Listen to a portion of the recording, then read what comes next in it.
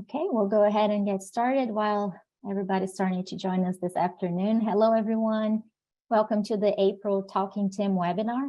My name is Luana Brashears, and I'll help facilitate today's webinar. The Talking TIM webinar series is brought to you by the Federal Highway Administration, Office of Operations, and it provides a forum where traffic incident management champions with any level of experience can exchange information about current practices, programs, and technologies. Just as a quick reminder, at NOCO, we offer a variety of resources to support the transportation systems management operations community. So you can go to NOCO's website, which is transportationops.org, to browse through links for TISMO resources and news. And then also previous webinar recordings and case studies can be accessed from there. Now I'll just cover a few logistics for today's webinar. First thing, this webinar is recorded, and the recording will be available on NOCO's website. Typically within 48 hours, you can just go to the website and then access the recording for the webinar. All the attendees are encouraged to stay engaged by using the Q&A feature for questions and the chat feature for comments. So these are both at the bottom of your screen. Make sure you take some time to look at those too. We have a question and answer session at the end of each presentation. So if you have any questions, we encourage you to enter them in the Q&A area as they come to your mind at any time. So again, at the end of each presentation, we'll have a Q&A session related to each presentation today. Now, very important, we have something different today. Participants will have the opportunity to participate in an open forum during an audience listening session. And this session will happen at the end of all presentations. So you'll be able to unmute yourself and share questions, new efforts, or recent successes in traffic incident management. So this is how this is going to work. We have a full webinar today, several participants. So we will use the raise hand feature. So if you take a look at the bottom of your screen, you can see that raise hand feature there. When you click that, you receive a prompt from Zoom. Just accept it, and then it's a unmute prompt. And then when it's your turn, I'll say your name out loud, and then I'll ask you to unmute yourself. So basically, raise your hand, accept the unmute prompt from Zoom, and then when I say your name, just unmute yourself, and then you'll be able to speak with all of us. When you're done, you just use the lower hand feature, and then we'll go to the next person. Also, as always, please feel free to enter your name and your agency in the chat to say hello to your peers. Now I'll hand it over to Jim Ostrich. Jim will be today's webinar moderator. Jim? Thank you, Luana, and thank you very much to the National Operations Center of Excellence. Please do take advantage of all the resources that are there, and you won't be disappointed, I promise you. Again, on behalf of the Federal Highway Administration Office of Operations, TIM Program Office, Paul Joden, Joe Tebo, and myself, we're delighted. We're honored to have you here with us again. And dare I say, we're in our 4th year of Talking TIM webinars. And today is no exception, or no exception to the fact that I think you will find it very interesting, and the presentations, and let's definitely get into a really good discussion at the end, because we purposely set it up that today we're going to have an open forum. So with that, there is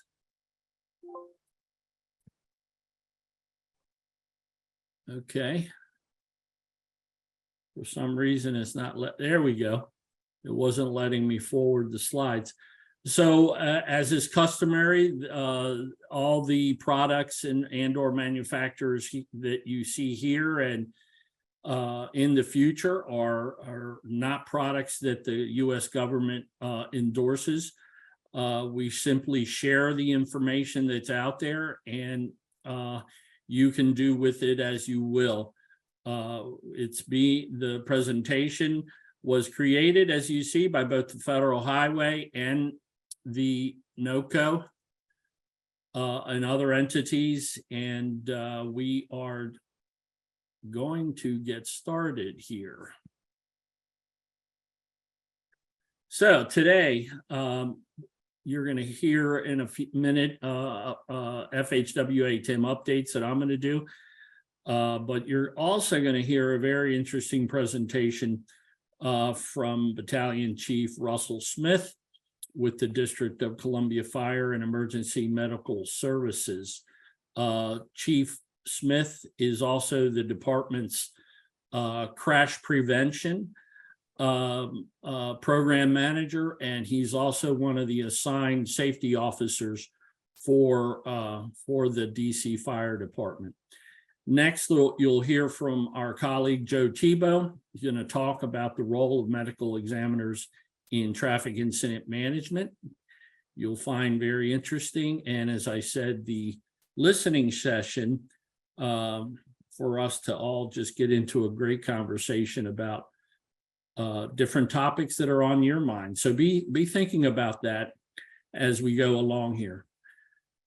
So the Everyday Counts 7, we are embarking on here as we speak. The name of it, Everyday Counts 7, Next Generation TIM, a follow-on to Next Generation, also Everyday Counts 6, Next Generation TIM. The title for this round for the next 2 years is Technologies for Saving Lives. So these 6 bullets here are the topics that we're going to be covering in for the next 2 years, working with you, with states that sign up for the innovations through their Everyday Count 7 contacts in their state.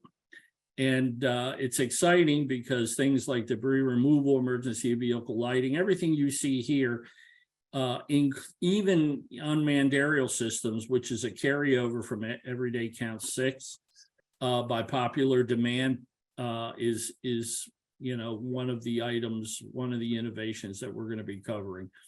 And you may have also heard about the technologies to support the emergency medical services community during crashes, pre and post crash, but certainly post crash, as we try to get patients, facilitate quicker response or transport of patients to trauma centers and whatnot. So, okay, so just an FYI, don't forget to register for next month's Talking TIM.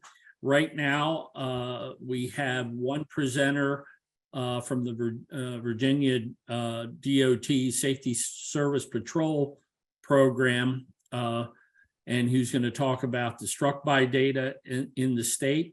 Our old friend Tom Martin, who is retired Virginia State Police Captain, and now a consultant with AECOM, who has the contract with VDOT.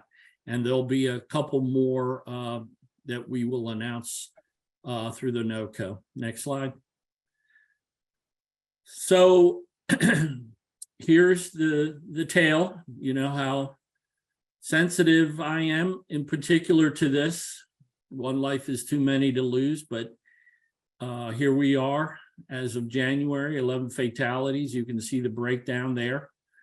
The towers, as has been in the past, they're very, very susceptible to being struck and killed because they're out 24/7, all days and nights. And so 6 towers so far, ladies and gentlemen. And need I say any more? Firefighters, law enforcement, and even one safety service patrol.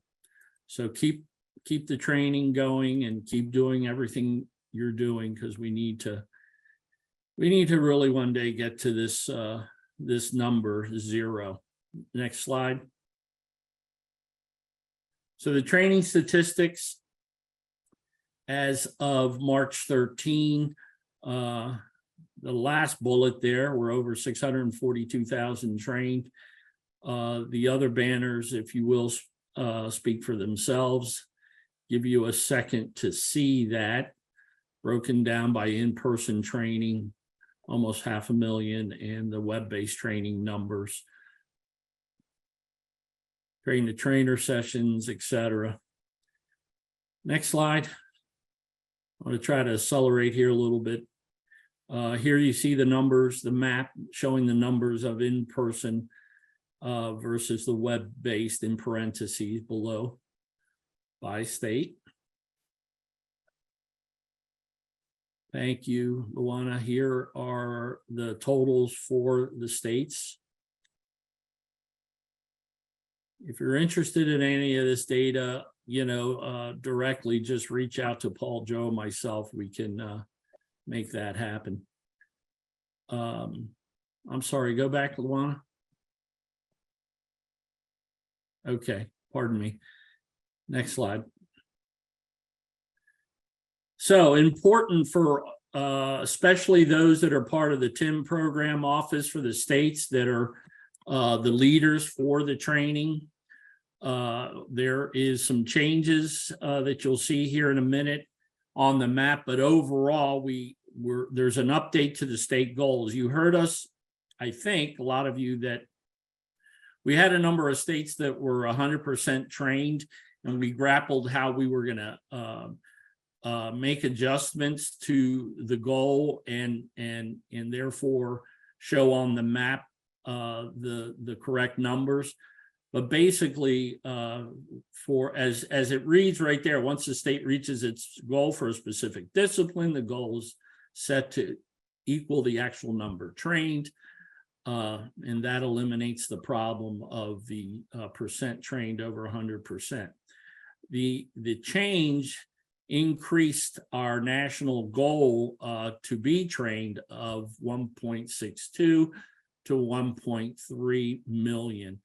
And we believe that it's actually much closer to 2 million. That did decrease the percent trained from 55% to 49.1%. And lastly, the new national target for the end of 2023 is 60%. So needed you to know that. Next slide. This is the map in reference to the slide I just went over. You see there's no more 100, 106%. Everything's been adjusted. And in the lower left, you see that 1.3 that used to be 1.16 nationally. So we are still helping states, trying to help states that are lagging behind. I won't mention any names, but you can see them there. It's important to us. It's important to them, the responder community, and their families. Next slide. Here's the bar chart. Note here as well, to the far right, it changed the total for each of the disciplines. Law enforcement is now 406,000, almost 407,000. Fire 430, almost 436, so on and so forth. So that's good. And by the way, that was a lot of work that's been done by our contractor, Katie Belmore and Josie Gray with HNTB, which I'm sure a majority of you know well. Been with us for over 10 years. Next slide. Here's our contact info. Like I said, please feel free to reach out to any of us. Next slide. And with that, I'm going to stop sharing. I already introduced Chief Smith with the DC Fire Department. Well, that's right, Luana, you had control, so thank you. And welcome, Chief. So as Jim said, my name is Russell Smith. I'm a battalion chief with the District of Columbia Fire Department. So Jim invited me to come talk to everyone about our HOS alert responder to responder system. So we'll get right into it. So right now I'm going to talk about a little bit about what is HOS alert. I don't know if, how many people are familiar with it. But before I get into that real quick, if anybody has any questions, please just wait till the end of the presentation, or you can put it in your chat, and then I'll answer them at the end. So HOS Alert is a company that designed a system that was, the intent was to put on emergency vehicles I think they can do other vehicles also that are on the roadway. And it's to alert the public that there is an emergency vehicle operating, so that when they'll see it, hopefully they slow down or hopefully avoid the incident altogether. They do this through, I'll go through a transponder and everything else, and the alerting is accomplished through Waze app. And then there's some other, I believe Chrysler has just added it into their infotainment system as a standard feature. I believe Haas is currently trying to get other vehicle manufacturers to add it into their systems. I don't know if there's any other apps, such as like any kind of Google or Apple apps that are doing the alerts. But I know that the company is working very hard to really expand. And it seems like they're expanding relatively quickly. If anybody has any other knowledge of that, I'm not here to sell Haas Alert. I don't work for them, obviously. I don't have any other knowledge of other systems. I know they're out there. That's the best I got. But I know of Haas Alert because that's a system we use. So the alerting is accomplished through a module. It's connected to what they call as a safety cloud. And then that's the little module that's in our apparatus. And then it's also connected to the apparatus emergency light switch. And as we get to this, I'll explain why that's important, because that's how it determines whether the apparatus is on an emergency or not. And that's how it does a lot of its alerting. So we installed the system in 2019. The initial install involved 80 vehicles, and this was provided through a grant from the DC Department of Transportation, and it was roughly $100,000 grant. So the R2R system was brand new in 2019. Haas had never done anything like this before. They're just getting into it. And what this system does is it alerts other emergency vehicles that if they continue down the path and velocity of where they're going, two emergency vehicles are going to collide with each other. So usually it's around 10 or 15 second lag time. So that's what tells it, hey, and if the next try 15 or 20 seconds, if you don't do something different, you're going to run into each other. Anything could be different that will cause the system to come off. It could be they slow down, hopefully, they turn, or go faster. Those would be, and there's a lot of algorithms that go into this to take into account whether they're approaching a red light, the speed limit for where they're going, current speed, all that stuff. And it's very complicated algorithms that they utilize that determine, hey, if you don't, it's unavoidable if you continue what you're doing. So we're the very first fire department to have this installed. I don't know of many other departments that have it. I do know that FHWA, they're starting to install it on their apparatus. So as we've gone along, we currently have 136 of the apparatus installed with the system. And then all new apparatus that we order from the manufacturer it's part of our spec. The manufacturer installs it. So Haas delivers it to the manufacturer. And as they're building our apparatus, they install the system on it. So the GPS module is connected to their safety cloud. And what it does is it alerts through a visual means that, again, like I said earlier, if you don't change and it's something, two pieces of apparatus are going to hit each other. It's only works if both vehicles are equipped with the system. Like I said, not all of our vehicles are equipped with them. We're slowly migrating toward that they will all have it. And their emergency master switch has to be engaged. So they have to have their emergency lights on in order for the system to work. If they're just driving along and another vehicle has its lights on, it's not going to work. So they won't be alerted. But hopefully other means they'll be able to avoid it by sound, and they know where apparatus is coming from. So the alert is a visual warning light. We have two different types, as you can see on the slide. And all they do is blink. So we don't have any audible warning. We have a lot of complaints from our drivers that they would like an audible warning. and brought that up to Haas. The issue with that is we utilize systems called the David Clark system, which is our headsets and the apparatus that we wear when we're responding. And that allows us to hear the radio easier. All of our radios go through it. You can talk through the radio on that system, and it helps preserve our hearing from the sirens. So if the driver doesn't see this light, they might not notice that it's going off, it's been activated. The problem is Haas cannot, they don't have an agreement with the David Clark company, so they have to somehow jack into their system to provide an audio warning, and they're trying to do that, but as of right now, they don't have a means to be able to do that.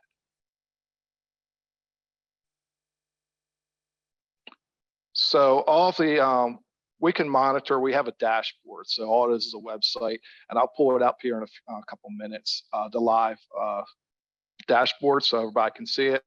So we can monitor what all of our apparatus that have this thing on are doing. We can see their current speed. We can see if the apparatus is responding or not, and if the apparatus is on the scene of an incident. So we can sort of just monitor where everybody's moving around, if they're stationary, and everything else. And it's overlaid on a map of the district. So those are the different lights that mean different things. And I'll show you this in a minute. If it's on orange, that means the unit is responding. If it's orange and it has a little circle in the right-hand corner, that means it's on emergency call, but it's stopped. It's not moving. If it's green, that means they're driving around or they're parked and the system's activated. So that means our battery switches are on, the unit's running, and it's got a signal and they're just driving around. And then you'll see there's a couple other ones. You won't see these pending and offline. That usually means there's a problem with the system with that particular apparatus. And then we'd have to get it fixed. We're probably averaging, this is a pretty reliable system, and we haven't had too many issues with modules failing. Probably, I would say less than 10% is a fair estimate of modules that have broken since we've gotten it. So this is what the Safety Cloud dashboard looks like. We have it's akin to an emergency operations center. We call it our fire operations center. And one of the TVs there monitors this system all day. So we have people assigned up there 24 hours a day. They're tracking all kinds of stuff. And this is one of the things that they do track. Also, all of our battalion fire chiefs and higher have logons to this dashboard, so they can actually look on there and view what's going on. They can view how fast their apparatus is going. They can view where they're going. They can see where they're at. If something happens and they need to get a hold of them, they can see where the apparatus is parked and they can go there or whatever. So just give me 1 minute while I switch over and I'll show you the dashboard. So this is the actual, I think everybody can see it. So this is the actual live dashboard right now. You can see everything's identified. The S number is their serial number. That's how we identify all of our units. And then, T15 is truck 15. E26 is engine. Oh, sorry. Yes, go ahead. We're still seeing the R2R reporting. Okay. Screen. Just give me 1 second. Thank you. No problem. Thank you.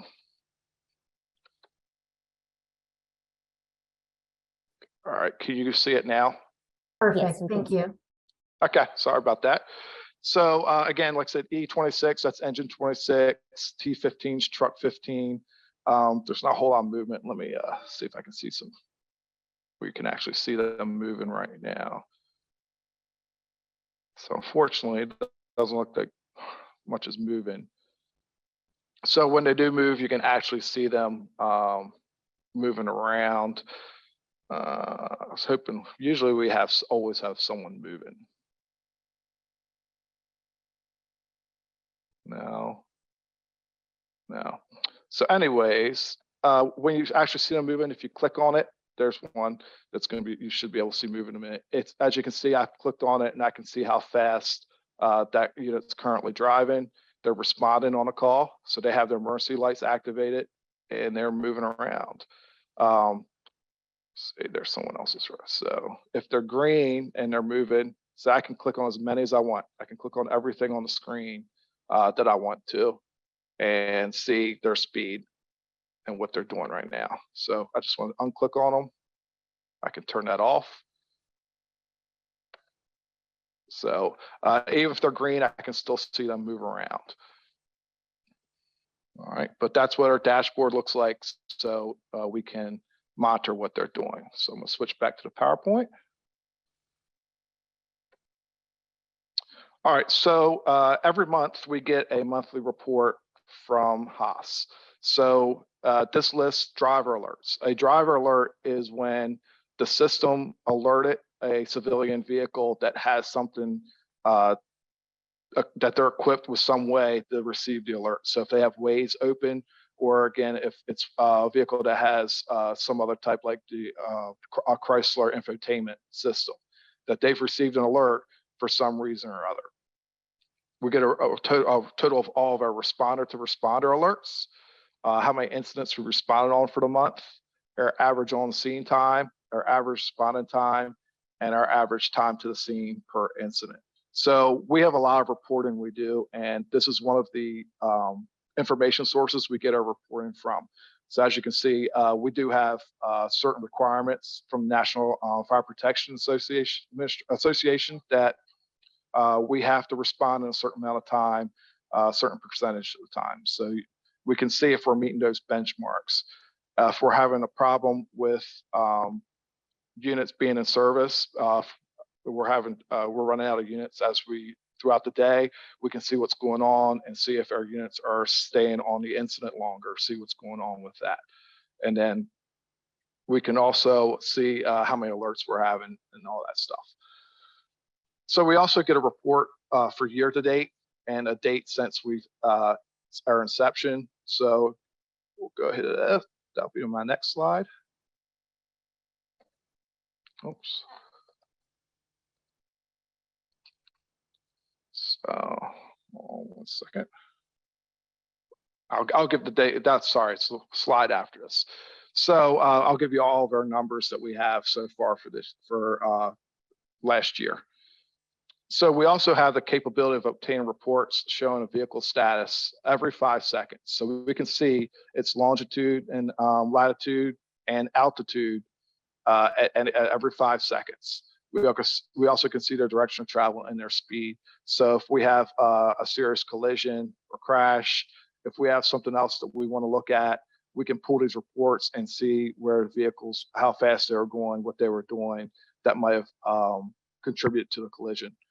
We have other avenues and other devices on apparatus that also record this. But again, this is another tool that this system allows us to utilize, and we have utilized it, and it is fairly accurate. All right, so we average about 264 responder to responder alerts each month.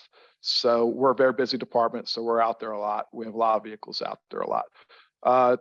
Unfortunately, I don't know how many of these actually prevent collisions because we don't really track that too well.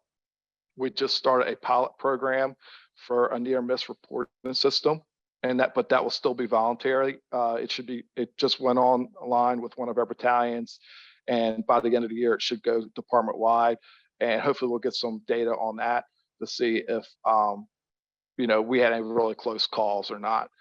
But what I can tell you is that as we don't have a lot of accidents, and I can't speak before 2019 when we installed the system because I wasn't in this job function. But we don't get a lot of collisions that we hit other vehicles that are in motion, or other vehicles in motion hit us while we're in motion. Majority of our collisions we're either parked on the scene and somebody hits us as they're trying to go around, or we hit a stationary object. So again, it's kind of hard for us to tell how successful the system is. I don't think it hurts. And again, same thing with the general public. We don't ask, hey, did you get alerted? Do you even know what this is? That's one of the biggest issues we do have with this system is actually knowing what it does. Because I'll ask a lot of young drivers we have, I was like, did your Haas alert go off? And he goes, what is that, Chief? It's like, well, that's the little lights that pop that go off on your dash. Oh, I didn't know what that meant. Yeah, we see it come on every once in a while. So we're trying to, when we do our immersive vehicle operation course, we do an introduction to Haas alert in that so that our drivers know exactly what the system's doing and what they're being alerted to. Our veteran drivers know exactly what this is. They report that they do see it. They feel that it does help out. But again, we have no hard data to tell us if it has prevented collisions and how many it has prevented. But back into the driver alert. So I just pulled up some numbers through 2022. So for the month, just, we had 161,000 drivers were alerted. So that means that the system went off 161,000 times in the District of Columbia for that month. And that's the driver alerts. Again, that's not responder. That is the civilians, vehicles, POVs are getting alerted from the system. So the system's working. It's alerting people, whether they pay attention to it or not. That's very difficult for us to track. And then for drivers alerted for the whole year of 2022, it was just under 1.5 million. And then since the drivers alerted since July 2019, that's since inception, we've had about 3.2 million drivers alerted. That number's probably skewed a little bit because with the advent of COVID, a lot of our numbers, a lot of our amount of drivers out on the road in the district dropped significantly, and we're just getting back up to our big numbers. And then the people that are familiar with the area, and that we're back up probably to our normal traffic conditions and traffic problems we've been seeing, our backups and all that stuff since before the pandemic. So that's all I have. So thank you for allowing me to present this. I'm going to stop sharing. And if anybody has any questions. Well, we had, first of all, Chief, thank you so much for the presentation. Very insightful, and hope to have you back if you learn any more about the performance, metrics that you learn about from the system. We have no doubt that it's working, that it's a positive thing. But you did have a question in the Q&A regarding the public having to pay for the app, meaning I guess the navigation app, the Waze app. It says an anonymous attendee, so can't refer to you by name. But I'm pretty sure all the navigation systems are subscription based, are they not? So I don't know how that works now. Again, I'm sure you had, you guys are familiar with Haas, and I think if you have Corey on here, he'd probably be able to give you a good idea of how that works. I know my car, it's a subscription base. You get it free for a certain period of time, then they want you to pay for it.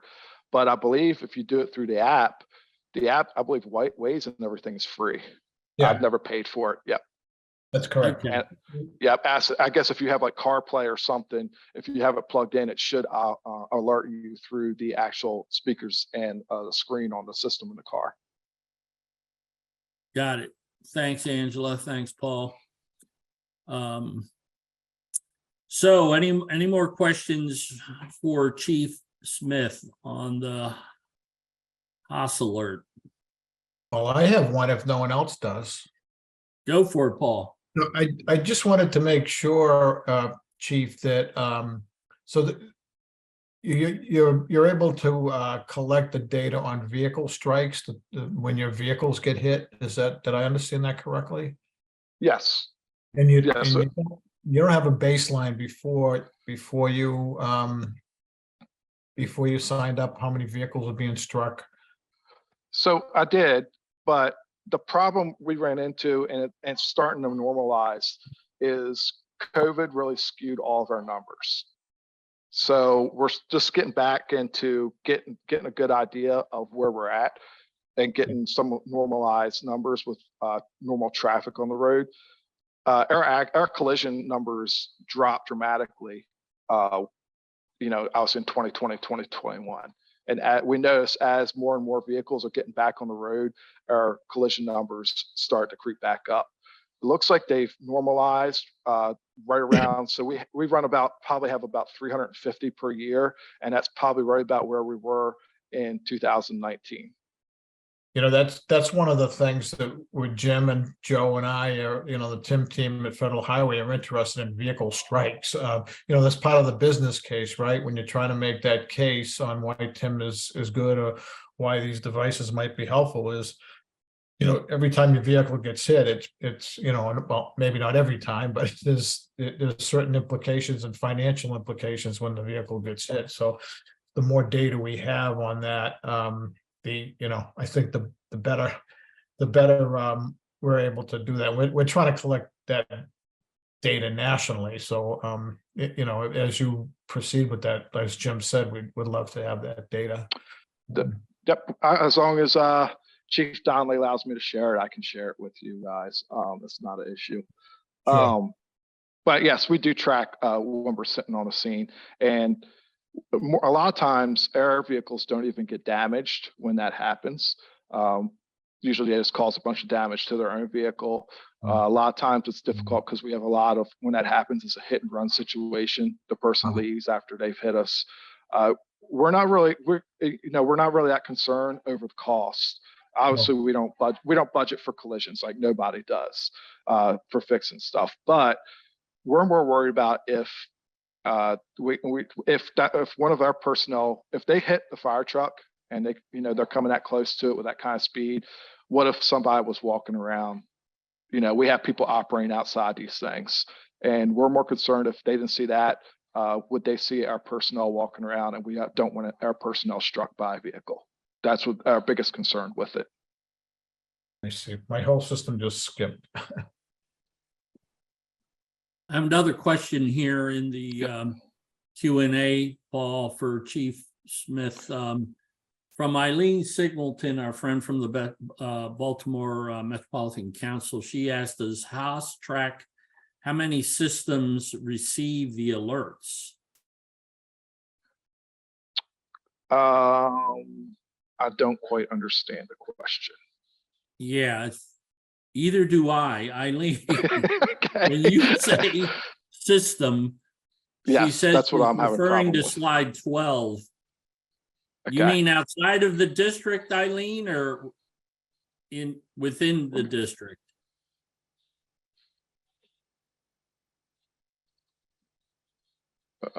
Which ones? Hi, Jim. So I think she wrote that she's referring to slide number 12. Yeah, I see that enough, but okay. So the that's all within the district, and that's only the fire department. That's all internal. That's the only report we get. Now, driver alert, what that means is the Haas system alerted a driver. So your Waze, basically your Waze or whatever is talking back to the Haas alert system. So they know they alerted that vehicle and that vehicle received the alert or whatever, whether it was a phone, whatever alert we got, that's how they talk back and forth to each other. And that's how Haas gets the driver alerts. so I'm assuming that this is a what we call geofencing condition. I'm not an expert, so anybody feel free to chime in. So your signals from your apparatus that are online, active, responding, whatnot, within the District of Columbia, which is only 68 square miles, the motorists are receiving that are using Waze are receiving the alerts. But is it only within the District of Columbia, or is that further out, into Maryland and Virginia? So it's easy for us because we don't tend to travel out to Maryland, Virginia very much. We don't have automatic mutual aid. So if we're coming out of the district, that means somebody has specifically requested that we come out. So I don't think it's geofenced. I think if we actually went out, it would still get the alerts. But it's pretty safe to say most of them are in the city because our apparatus doesn't respond out. And remember, it only gets it if the emergency lights are activated. So if they're going out to a vendor or some kind of routine travel, the system doesn't activate because they don't have their emergency lights on. Understood. Thank you. Anybody else? Looks like I'm trying to look at some of these myself. Does the 911 dispatch center no, they do not. The 911 dispatch center does not monitor HOS. The dispatch center is a separate agency, and they have their own. They utilize their own internal system, and that's all they look at. They don't look at outside systems there. I do know that for a fact. The 350 crashes a year on the way driving to the scene or while on scene. So that's total. So about half are us on scene, usually probably getting our apparatus struck while it's on the scene. Okay. All right. Hello, Chief. Like Chief Smith, all can you hear me? yes. Hey, Scott Malcolm calling with TIM Program in Georgia. I'm also retired firefighter from Cobb County, north side of Atlanta here. So I'm familiar with, to some degree, familiar with the HOS system. We've had a lot of vendors down here in Georgia shared information about it with us. But I'm also, as a retired firefighter, familiar with the David Clark system as well, the headset systems you guys are using. Yes. Kind of a dual question. As far as the visual alert on the dash, I see how in the photographs how it's mounted on the dash. Is it a attention getting enough alert that the driver is, even if his or her eyes are focused on the road, that it's going to get their attention? Is it that bright, I guess, for lack of a better term, or are they having to kind of glance down at it from time to time? So it is very bright. They have a switch on there that the driver can actually, most of our drivers don't know how to do it. They can turn down the brightness of it. We've moved that thing around. So some of them, and that's just one apparatus I took a picture of. Some of it's located on the dash down there. Some of it we have it located on the A post right there by the driver, by the window. To try to get it up in the driver's field of vision without them looking away from, taking their eyes off of the road. Most of our drivers say that they do see it. So it's not something that it catches their attention. The only question we ask is like if they had an audible alert, just for another level, that if someone didn't see it, if they weren't paying attention, that it would catch their ear, That's all we've asked HOS, and that's what they said. That's why they don't have an audible alert. Which kind of comes to the second part of my question for you. And again, being familiar with the David Clark system headphones, I know that there are sounds that come through. Siren sounds, you can still hear the siren, you still hear air horns. So Yes. Could they not do a shrill enough alert on that system that even though it's not coming through the headsets, would still get the attention? So I asked that question too. So HOS knows exactly what the NFPA standard is, and they said they would not put an audible system in there that does not go through the David Clark system. Okay. All right. Thanks, Chief. Appreciate the Yep, info. no problem. Great presentation. Thank you. Hey, Chief. I apologize, but we need to move on. Yep. But certainly thank you once again, and thank Chief Donnelly for me. Will do. And so I'll still be on here during the open session. So if anybody has any other questions for me, feel free to ask if they pop up in their mind. Yes, indeed. Thank you. Now you just stop sharing, right? And next up, our colleague, Joe Tebo. Paula and I have the honor of working with Joe now in our third year, I believe. And Joe, besides being a 44-year volunteer firefighter outside of the city of Baltimore. He is very knowledgeable across all aspects of traffic incident management, and spent some time actually in the District of Columbia, DC Fire Department, as well as actually came to us from the Federal Transit Administration. I believe, Joe. It was.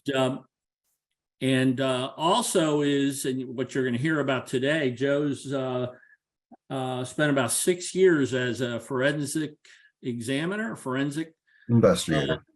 Investigator. So we thought this would be a excellent topic.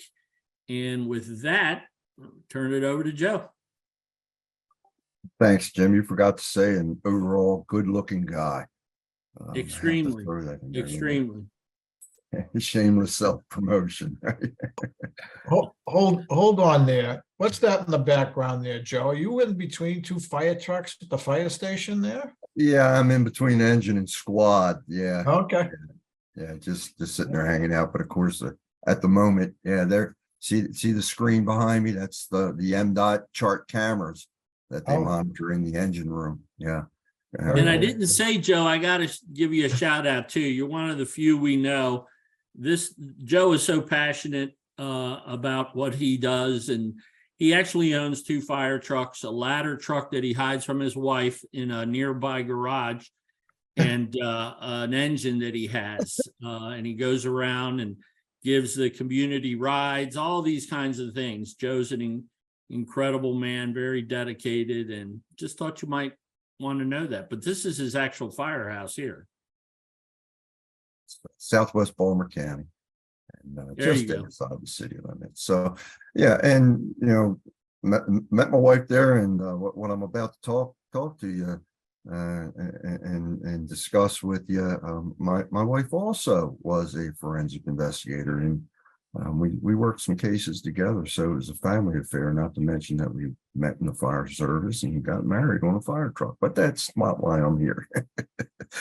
The role, in all the presentations that we give, and the folks that we talk to, occasionally, we get the questions about folks that are support personnel on the scene of a crash, but we don't see them that often. All right, but when you need them, they provide a critical service, and we hear folks talk about DOT maintenance crews. They're reliable beyond, right? You need sand, you need heavy equipment. You call them, they're there, and they probably get out more, thankfully, than the medical examiners or the FIs do.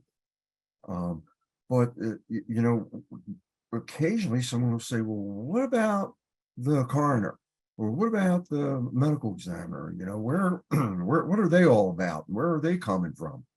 Well, I happen to have spent a couple of years as an FI in Baltimore City initially, and then out into the counties. And the work was absolutely fascinating, both fascinating and very depressing at the same time, if you would. But we get to talk about these different roles, and so I want to talk about the different organizational structures, not just the one that I'm intimately familiar with, but it's kind of like shared different elements of it, across the nation. And those structures vary as we travel border to border and coast to coast. However, their mission is all the same, the search for truth. And that's what it's all about when we talk to the ME's office. So, the organizational structures, right? You have the medical examiner, and that's typically an appointed position. Most always they are a medical pathologist, right? They're a professional in their field, and they may have deputy medical pathologists or deputy MEs that work with them. In Maryland, we had about 6, and then there's the coroner, right? And the coroner, well, commonly it's an elected position. We find that it's not always a requirement to be a physician, to be a coroner, not always. But in many states, many jurisdictions, it is, right? So there's also contracted pathology physicians who take on this responsibility in the service. And then there's forensic investigators, or the old term that's still used in many cases is death investigator. And they come either as full-time, part-time, and the part-timers are on call, right? And when I migrated from Baltimore City out into the counties, I became a part-time on-call investigator, and so did my wife. And what you do is it's an open scheduling. You give a calendar of the month, and you get to pick your days and what times you're going to be the on-call FI, and then you receive your calls from a 911 center typically, and that's where you get your information, and then you drop what you're doing and you hit the road. So the purpose of the ME's office, right, and that's to determine cause and manner, right? Those are the two categories. And for many years, which is a good thing, and maybe even in your part of the world, a lot of the field investigators or forensic investigators, part-timers, were also involved in the fire service, fire EMS service, and even law enforcement professions as their full-time, or as what they do otherwise if they're a volunteer. So they have that basic medical knowledge. They understand the scene when they get there, especially when the crash scene. But overwhelmingly, most folks aren't familiar with traffic incident management and exactly where they fit in that puzzle once they arrive there. So the investigators there's two sides of the coins. Or the folks that are very much familiar with what's happening with the folks around them, the equipment, the apparatus, the process, and then there are folks that really aren't involved in the fire service whatsoever, but they've taken the training, they've taken the college education, and they become certified through the American Board of Medical Legal Investigators, ABMI, who kind of lays the framework for forensic investigation across the nation. And remember, this is not a criminal investigation. This is a death investigation, and there's a difference there, right? Now, I might add that oftentimes in what isn't at first believed to be a criminal scene or a crime scene, the FI will find some evidence during their examinations and searches that may point towards a criminal event, some type of crime being committed, either at the scene or in transport. And I can tell you, there's a case where a car up ahead traveling down the expressway at a fairly high rate of speed began to swerve suddenly side to side. It goes off the right-hand side of the road, down over an embankment, into the woods, flips over, hits a couple of trees. Bystanders, passerbys rush down there. There's a driver and a passenger, and then there's a third person that's been ejected from the vehicle a couple yards away from the vehicle back in the woods. And it just was initially thought to be, a three-person motor vehicle crash. But come to find out during the forensic investigation, there was an indication in the patient. One of the indications that an FI will look for is, they'll open the eyes, look at the whites of the eyes for ocular petechia, and that is the whites of your eyes will have speckled red dots on it, and that's an indication of asphyxiation or strangling. And this ejected person presented with ocular petechia, which was kind of weird for a crash, right? Well, come to find out, the driver and the passenger who were transported long ago to the hospital were transporting this individual that was already expired to dispose of them, and got into a fight while they were cruising down the road, lost control of the car. So it all turned into a crime scene, right? So, a good forensic investigation is worth its weight in gold. But there are many challenges that FIs, coroners, or even an ME who's responding to your scene, they encounter, and I've encountered many of these, if not all of them.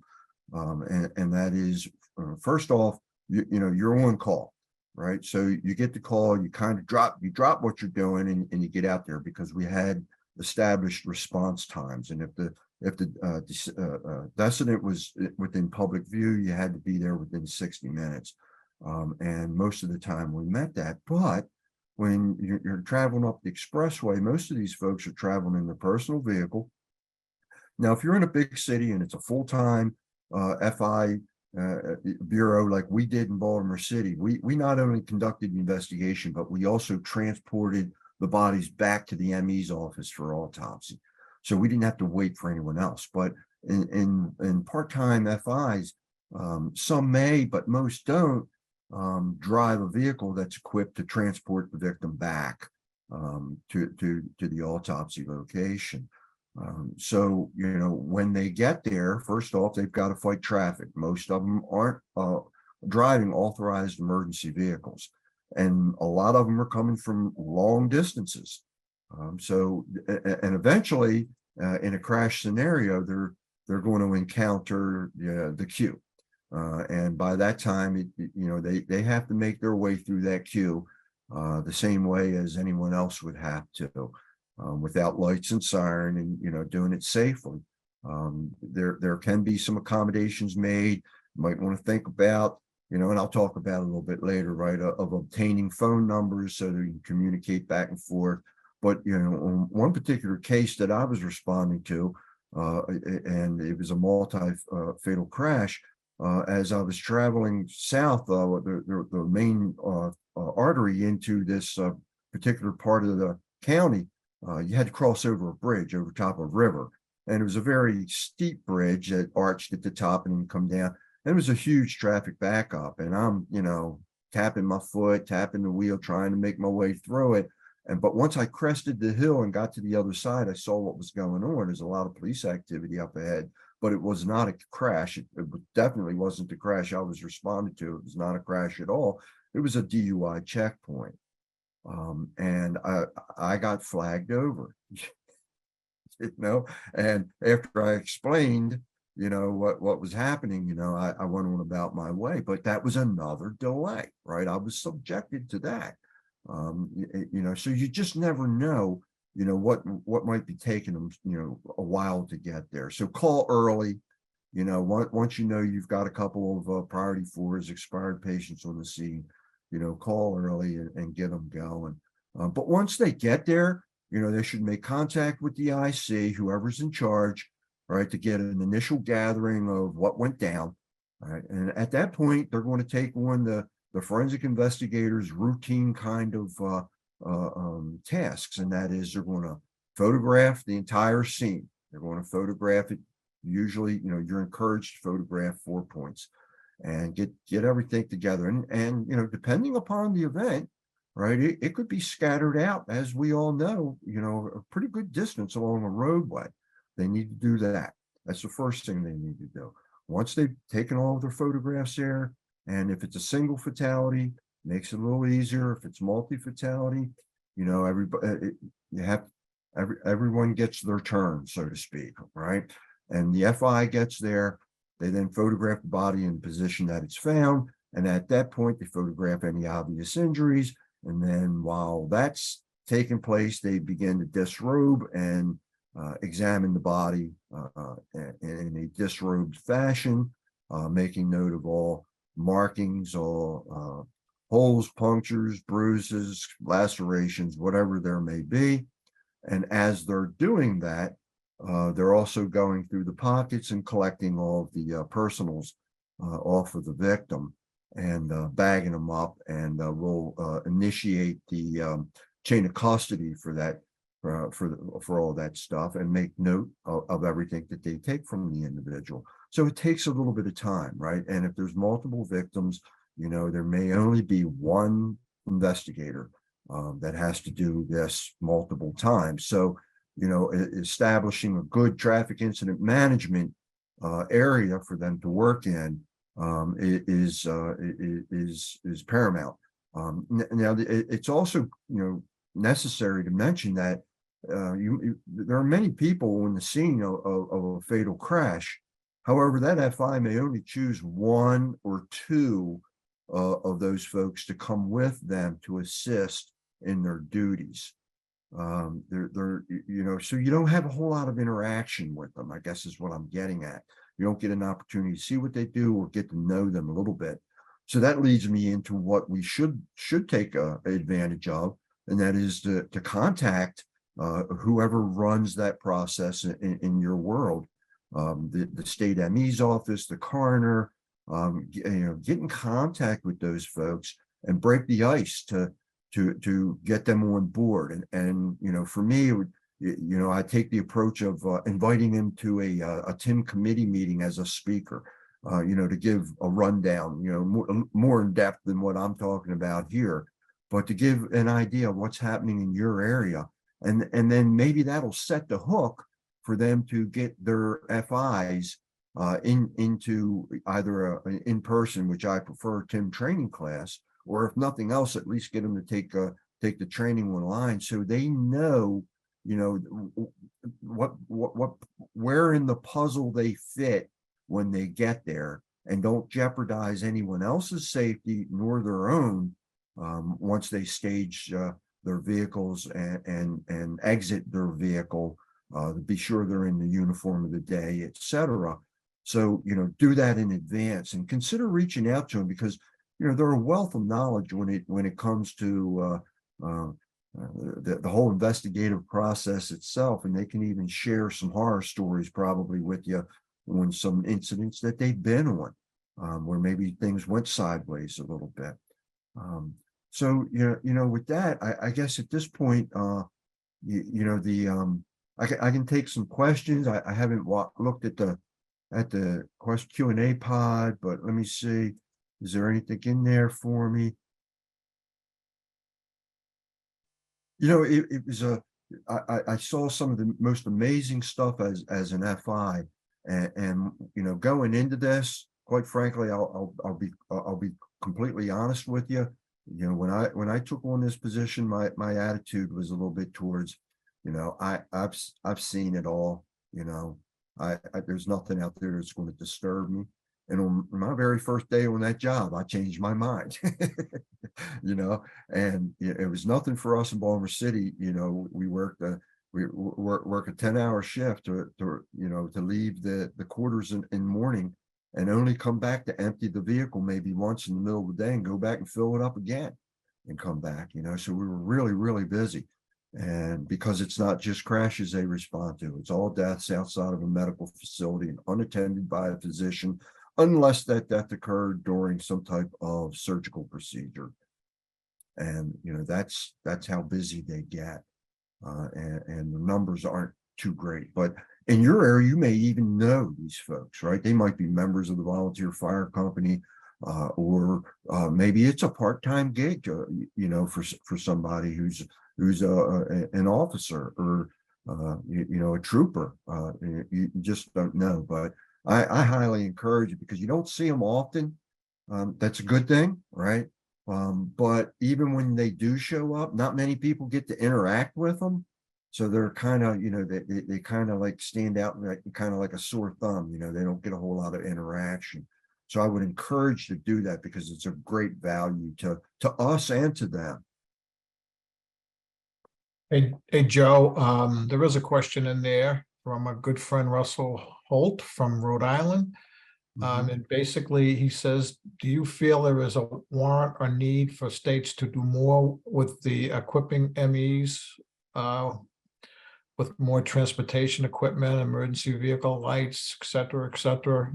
You can read yourself. So we can arrive safely and quickly. Yeah, that's a state by state, decision as far as authorized emergency vehicles. Volunteer fire companies, have made a lot of progress with that. And some say for the better, some say for not, but Yeah, it's certainly a delay. You know, in Baltimore City as a full-time, you know, we did have an emergency vehicle, but it was a transport vehicle.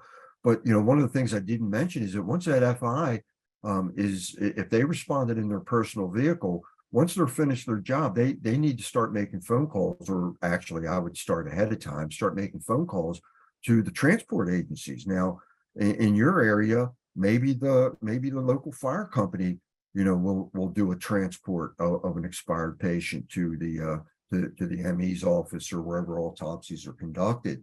But in a lot of jurisdictions, that's a contracted service. Gets contracted out to local funeral homes and some independent transport agencies. So, you know, you have to start making those phone calls, and then they have to fight their way through the same stuff you did, you know, getting up to the scene. Because, you know, they may be driving a hearse, right? So, you know, there can be delays. So what else do we have there? Yeah, I mean, it could help, but it's not for everyone. That's going to have to be a state by state, jurisdiction by jurisdiction decision. Scott Malcolm has his hand up. I thought it was from before Scott. So why don't you unmute yourself and make your Okay. comment? Thank you, sir. So I actually, it's very interesting, Joe, that that you brought this topic today. We've been working with our coroners and medical examiners in Georgia for about 2 years now, and we actually, my comment for the group is, you know, I echo your sentiments. Get these folks involved in your TIM programs. They're such an important part. We have 159 counties in the state of Georgia, 154 elected coroners, and 5 medical examiners. All the medical examiners are here in the metro Atlanta area, but we've been able to engage almost all of them over the last 2 years in our TIM program. And we actually we're able to get in with the Coroners Association. They're very, very involved in what we're doing now and very much on board with the TIM program. They brought us in to their entire year's worth of their in-service training sessions, where we delivered the message of TIM. And we've actually delivered the Sharp 2 program during several of those sessions for the group as well. So, and I, you know, I say that to say it works. You get out there and get involved with these folks. They are an important part, and they can or cannot hinder your roadway clearance time on these incident scenes. And to just to kind of also to Russell's point, the question about the emergency lighting, et cetera. It's interesting in Georgia. Like I said, we have 159 counties, 154 are coroners. All the MEs have appropriate vehicles, but the coroners, it's purely a county by county basis. Some have blue lights and sirens, some have nothing. So it's all up to the local jurisdiction and you know what they have available and budgeting, etc. But good information, good points. And like I said, I just wanted to share that with the group because it's working in Georgia, and I know it can work in your state as well. Scott, thank you. That's a good point. We may actually even take you up to do a presentation on that one day. So Anything to help. Thank you. There was a question about law enforcement taking so long to come on scene, Joe. Why does law enforcement wait to the last minute? I apologize, to call the ME, call the coroner. Similar type problem that existed years ago with, or it still exists today with towers, you know, waiting to the last minute to call them and then tell them what to bring versus tell them what they have, that kind of thing. Those are all good questions. But Joe, we need to move on, sir, if you don't mind. Oh, absolutely. I just encourage the interaction with everyone. So I greatly appreciate your time. Thanks. Great everyone. presentation, Joe.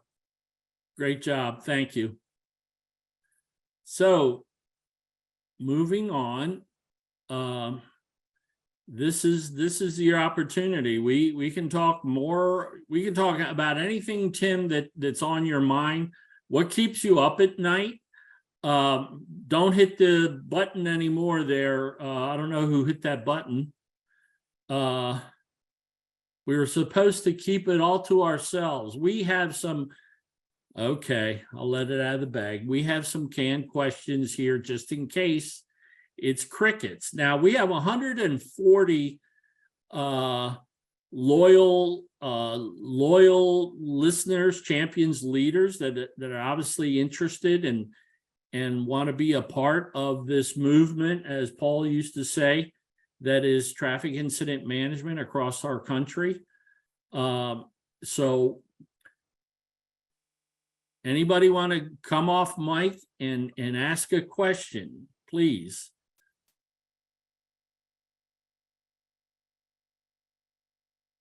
Yeah, you see Angela's comment there. Death keeps me up at night, and EVs, I guess, electric vehicles. All right, we have Russell. You can unmute yourself. Great, thank you guys. Appreciate these sessions and what you're doing at the federal level. My quick input question is for this discussion is just yesterday, I think it was, at the ITS America annual meeting. Thankfully, there's heavy focus on safety, roadway traveler safety using ITS. And the EDC program that you guys, Federal Highway, have pushed, which has been awesome with the innovations for using ITS for TIM. But I wanted to bring it up because I'm thankful that so many eyes are focused on safety now. Not that they've ever gone away, but didn't know specifically with TIM if you guys, any three of you gentlemen at the federal level, are hearing any specific, I'm aware of a few grant programs, but any new ideas just in the past few months on technology and helping impact TIM like significantly, because it's still a big long way to go, as you were saying at the beginning, Jim. And I just know it's nice to see such a renewed emphasis at the federal level on the safety, and I believe there's huge opportunity for TIM. So didn't know if any of you three gentlemen had, or anyone here actually had your state was doing something with that, with technology to really help cut the numbers. Thanks. Anybody? Paul, you want to chime in here for Well, Ross, you always ask good questions and always have good input. That's what we're all about with the Everyday Counts EDC 7, technology for saving lives, right? We have those technologies that Jim mentioned up above. We actually had a program recently that the document's not approved yet that we investigated. We called around to all kinds of states and agencies and talked to police and DOT and fire about what technologies can be used. So we pretty much are trying to get it out there, but you're right, Russ. Beyond that, I guess, we're always interested in hearing more innovation, right? We are all about innovation at Federal Highway. So what else is new out there? We don't know, but we certainly are interested. We're talking about Haas earlier, and I just recently heard that a police agency that I won't mention over the year, but a police agency actually wouldn't need the devices that Haas has told them that they could do a software patch and for about $100 a vehicle and get that the system loaded. So I don't know exactly what's going on there, but it's things like that we love to hear about, those new and innovative things. So that's a good point. And if we're going to improve this responder and motorist safety, then I think that technology is a big piece of that. I agree with that last point. Humans are causing a lot of the problems out there. It's just the fact. So thanks, Paul. Yeah. Thanks, Russ. All right, Angela, go ahead. Yeah, there is some different technology out there. One of our partners here, you all know, Mr. Jeff King. He actually attended the ATSA conference that was in Phoenix. And one of the things that he shared with me was it's an impact detection system that Pilit, P-I-L-I-T, puts out. And it's a little device that attaches to almost anything stationary that does similar to what Hoss Alert does. It's a very small device. So I don't know exactly all the details. There are a few other items, and I will share this with you, Jim and Paul, the information, but it is some great stuff out there that's coming up. And I guess because it is, so much to the forefront with Tim and everything else that, we're getting everybody's attention, and I think it's great. So that's it. But there is lots of technology. I think we just have to search for it and, dig a little deeper and, what's affordable, from our aspect in my industry, there's always a cost, and we don't have access like some do, because we're public-private sector. So. Yeah, that's a good point, Angela. I mean, even for the public sector, it's difficult to find funding. Yeah, oftentimes. grants are out. I mean, I see all kinds of grants, and but there's certain qualifications that you just can't apply for to get them. So, I just keep pushing Hoss Alert. They're great partners of mine in all of the associations, even, national association, they're great partners.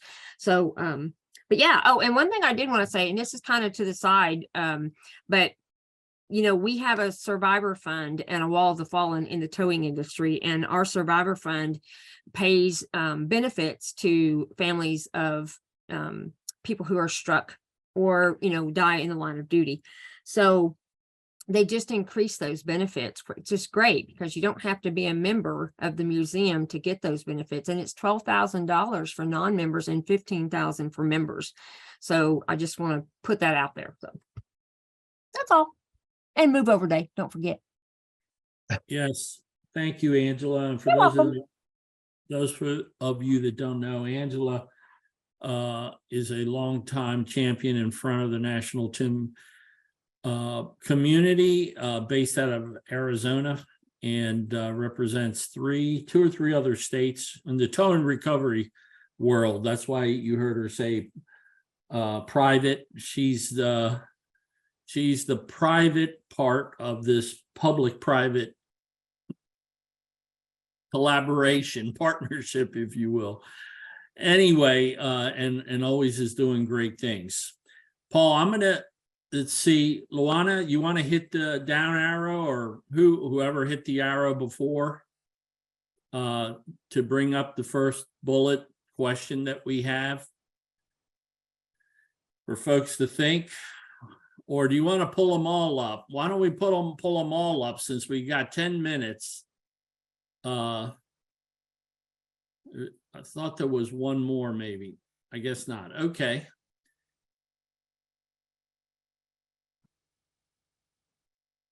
So take your pick. Does anybody have any thoughts on any of these?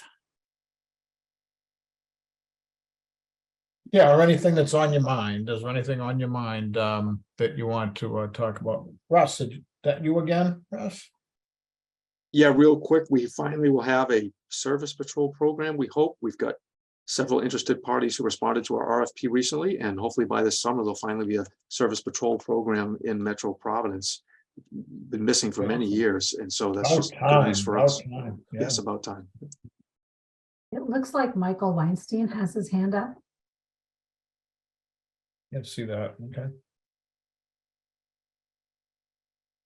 Michael? Unmute yourself. I wonder if that's from before he had his hand up before. Michael, would you like to unmute yourself?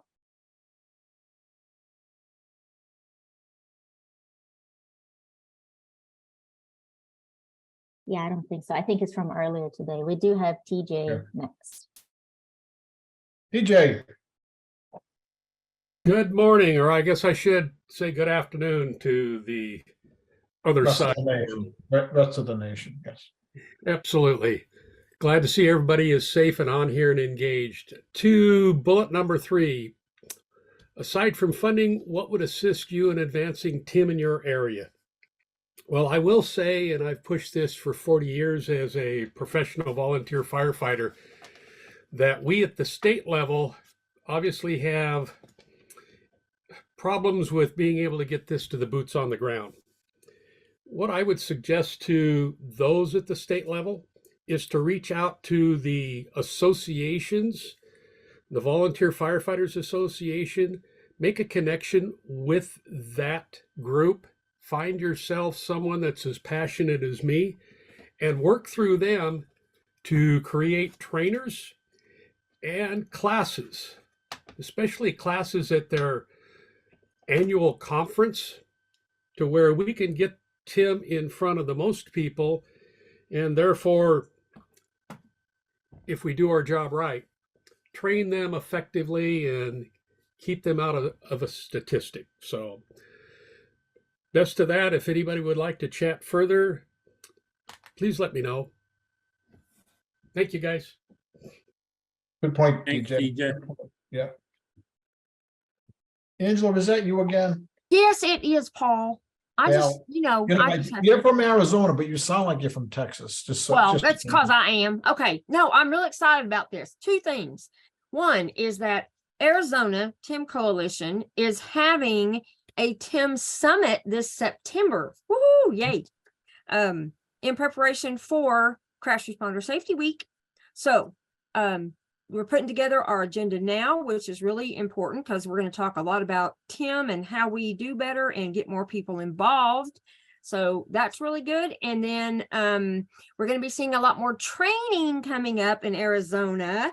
Thank you, Jim Ostrich, for the connection. But and he is actually on this call, on this webinar, a new visitor to this with the Phoenix Fire Department. So we're going to knock Phoenix Fire out, TIM training. So super excited about it. So hopefully we're going to have a lot more fire personnel, you know, and with our TIM Summit and everything, we're really trying to take a step above because we're always asking ourselves, what can we do different? And I know we all do that in our different states. You know, what can we do next? And that's one of the questions that I ask in about the TIM Summit, you know, that we're always thinking we have TIM training, or we know we need to do more, but what can we do if we've been trained? What's the next step for us?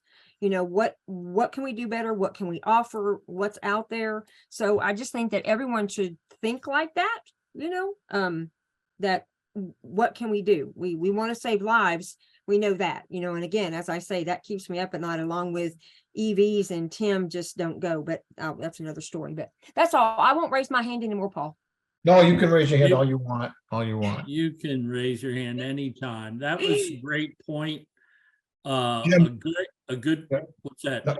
So go ahead. Sorry, I didn't mean to interrupt. Go ahead. No, it's a good practice, right, Paul? We recently been talking about summits and conferences. We wish every state would hold a TIM summit or conference sometime during the year. It can be regional, but you can, you know, invite your neighboring states, what have you. But it's definitely a good practice, not just to promote the TIM training, but the technologies, and for sure to bring in new blood into your TIM programs, adding them to the to your coalition working group committee or what have you. Go ahead, Paul. No, I was just going to say, Jim, maybe we must have missed that invitation from Arizona to participate in that, Angelo. Did we miss something in the mail? Or... Oh, Paul, you know yours is coming. Okay. I must have missed a stamp on it. Yeah, exactly. Right. You're always welcome, Paul. I know, we know that. Just thought I'd call you out on it. That's all. My other friends in Arizona too. We have multiple friends in Arizona. So. And look here. I'm delighted to see Nancy Perea from New Mexico DOT is sharing the fact that tomorrow there is a in-person train-the-trainer in Albuquerque, New Mexico. And we are just delighted, Nancy, that you guys are coming together. It's real strong now. And after this train the trainer, you're also going to keep your committee together, all the disciplines involved, and that's a great FYI you posted there. So thank you for that, Nancy.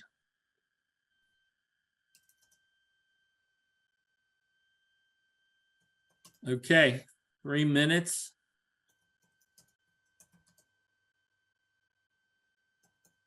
You know, we had talked about, an open session, or the webinar is called Talking Tim. So we thought we'd give it a shot here at Jim, Joe, and I, and the contractor team, at what actually would be, would a listening session or hearing what's on your mind be helpful? So, if you feel that more of that it would be helpful, we'll still try to include that. Oftentimes we run out of time because we have so many good presenters. So, but, of course, we're always available if there's something on your mind anyways. And most of you know that because we hear from you, but, yeah, so we may try this again. Maybe give you a heads up. Yeah. Yeah. But the bottom line is here, there's still not enough of you talking, saying something. Please, come on. There's still 120 participants on this call, and I've got to believe you have questions, concerns, thoughts, ideas. And it drives us insane that we don't hear from you respectfully. We definitely need to hear from you. There's no wrong question or bad question. There's just so much more we have to do. There is, I'll just say, Paul, real quick, there is a shout out to Todd Lease and from Pennsylvania Turnpike Commission and the folks over at the Eastern Transportation Coalition are hosting a conference next month that we're going to be participating in. Some of you may have heard about it. You should hear more about it as well, because we're going to be disseminating the information. It's in person at the Maritime Institute in Maryland. But I know Todd and the ETC are working on a virtual aspect so the country can participate. The title of it is so long, I can't remember that, but I know it has to do with move over laws, responder struck by, and everything that we can do to minimize fatalities and injuries. And there's a great agenda that's been put together. And we should be able to report on it next month, hopefully, if we have time. Paul? Yeah, I think it's Move Over in a Distracted Driving Summit or something like that. It's something about distracted driving was in the thing, which to me is the thing. It's the thing. It's the most important thing, because I'm on the highway more than I used to be, and I see so many distracted drivers. I want to yell at people, but then I think of road rage incidents, and I bite my tongue. But anyway, so. And just to answer John McClellan's question about the updated material of the National TIM training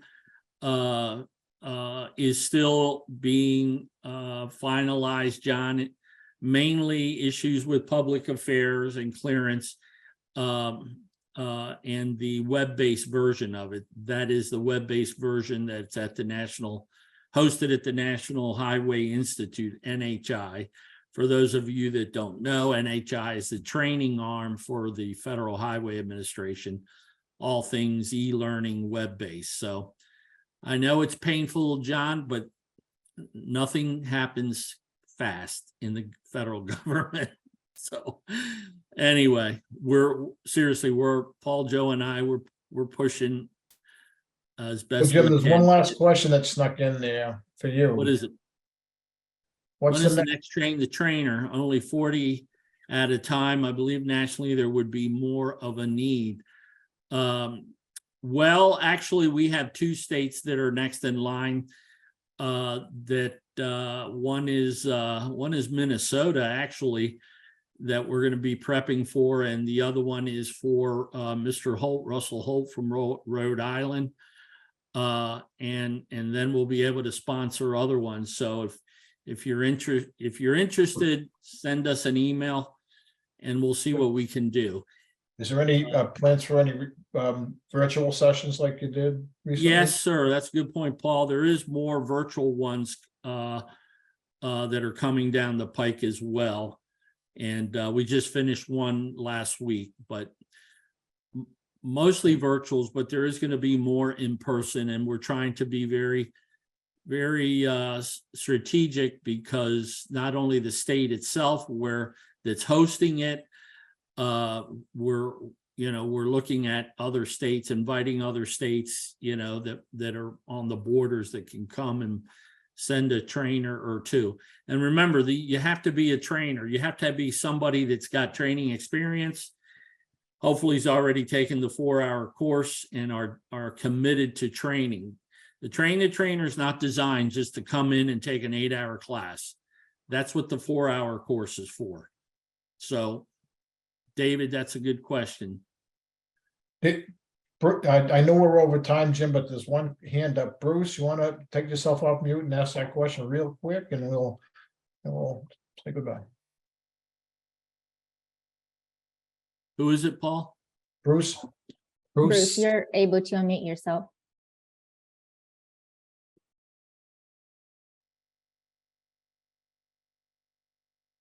Okay, yes. Not. Go ahead.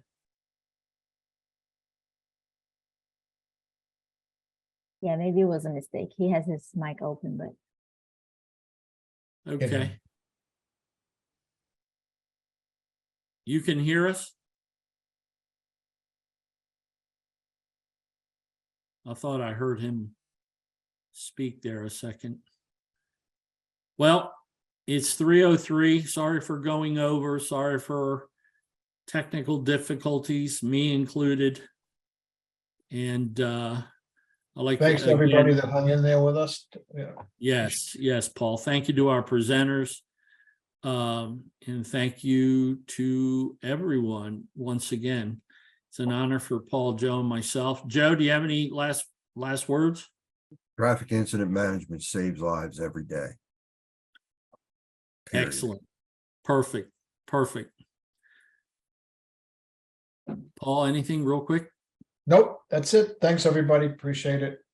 Yep, we'll see you next month. Thank Don't you. forget, spread the word about Talking Tim and keep doing great things. We have a special prize next month. We didn't announce it today, but a special presentation. It's going to be secret, but it's going to be cool. Very good. Thank you guys very much. Thank you. Yeah. Thank you all. Stay Thank safe. you. Head on a swivel. All right, bye. Bye-bye. Great job, Luana. Great job. Enough Bye, as Jim. well. All right, bye. Thank you, Jim. Thank you, Paul, Joe. Thank you.